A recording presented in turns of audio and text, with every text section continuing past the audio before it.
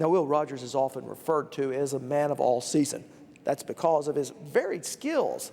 He was a trick roper, a vaudeville comedian, and then a political humorist. Now, my next guest is also a man of all season, a former Oklahoma Attorney General, then federal judge, and now a college president. Robert Henry has a great respect for Mr. Will Rogers, and he talked about it with me back in our studio.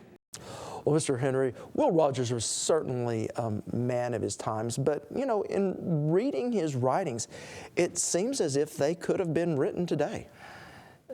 Particularly his political writings.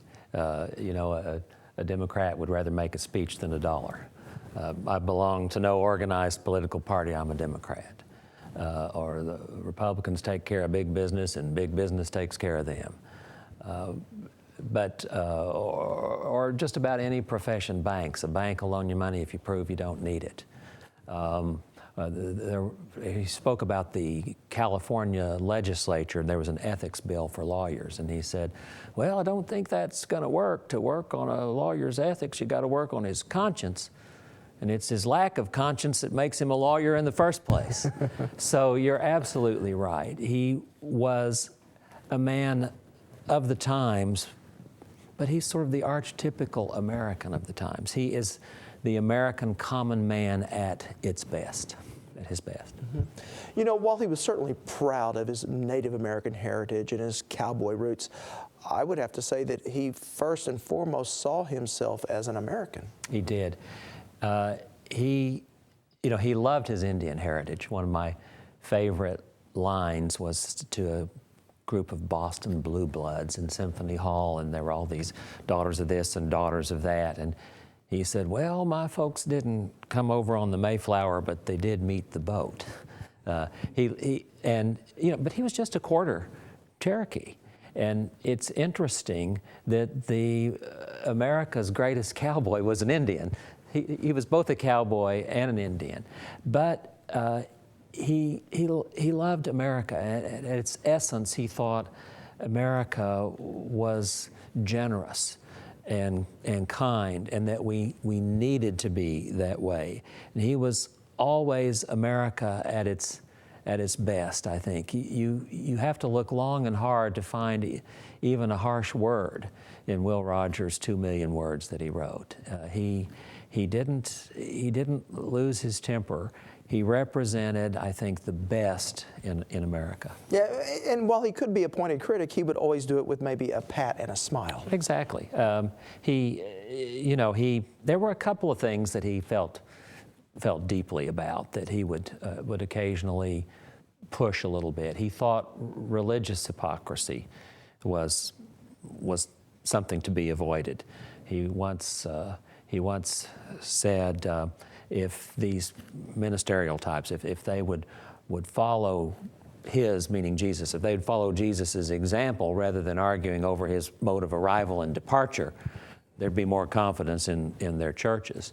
And it's great to be great, but it's greater to be human. He really represented, again, the best, as you said, of the common man, of the common person in America. For a man who made his living poking fun at his own homespun humor, in many ways he was probably one of our nation's greatest thinkers. He was. You know, Will and Ariel Durant, the historians who wrote these remarkable general works of history, invited Will Rogers to make a contribution to their living philosophers. And people, Ben Yagoda, Will's most perceptive biographer, said, this is almost funny because Will never went to college. He spent some time in a military academy. He never studied categorical imperatives of Kant or Aristotelian or Platonic philosophy, but he did have this philosophy. He was the most popular, at his death, he was the most popular male cinema figure in the movies. He was the most popular after-dinner speaker. He was the most popular radio commentator. He was the most popular newspaper columnist. H.L. Mencken, the brilliant and acerbic H.L. Mencken, was frustrated that people preferred to read Will Rogers than read his high-spun intellectual prose. And what I think is so incredibly remarkable is he did that on a daily basis.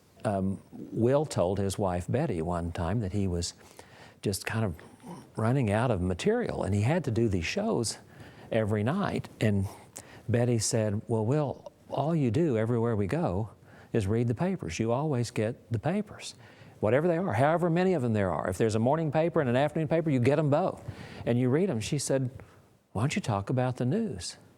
So that's where he invented this news commentary, which is the bill of fare of Jay Leno, of Johnny Carson, of David Letterman. You know, it all got started really with Rogers, who found that he could have the news help him write his commentary every night. But in that commentary, there were these gems of wisdom. And one of my favorites is, and I want to read it here, is liberty don't work as well in practice as it does in speeches.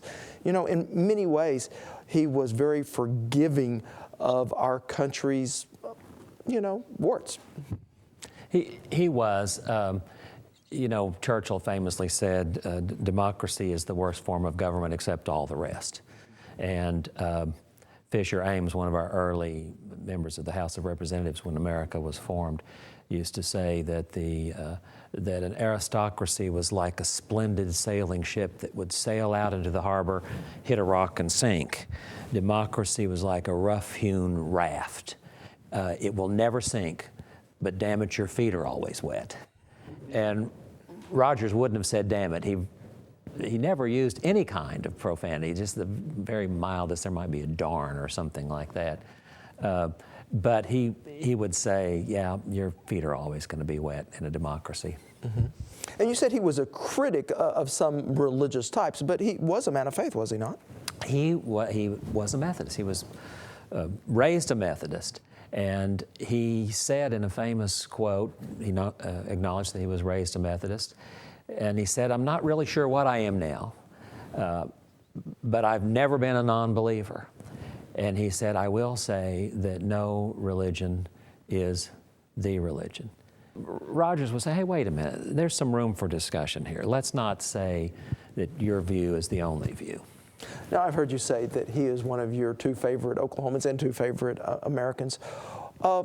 From his writings, what have you taken, how has it guided your life, is my question. There is a sense of decency about Rogers, a sense of fairness. I think perhaps the greatest contribution that America has made to the law, my former profession, is this concept of due process of law, which is by and large fair. Let's be fair. Let's give everybody a hearing. Let's let them present witnesses. Let's let them have counsel. You know, let's give them notice of things. Rogers thought America should be fair. He thought America should be liberal in the sense of giving to people. He said we are fundamentally kind to our own. And in the 30s, he began Hollywood philanthropy. He raised so much money. His first plane wreck, he was in several. His first plane wreck was while doing some charitable shows to raise money for relief. Well, Mr. Henry, thank you for your time. We appreciate you being here. I appreciate being invited.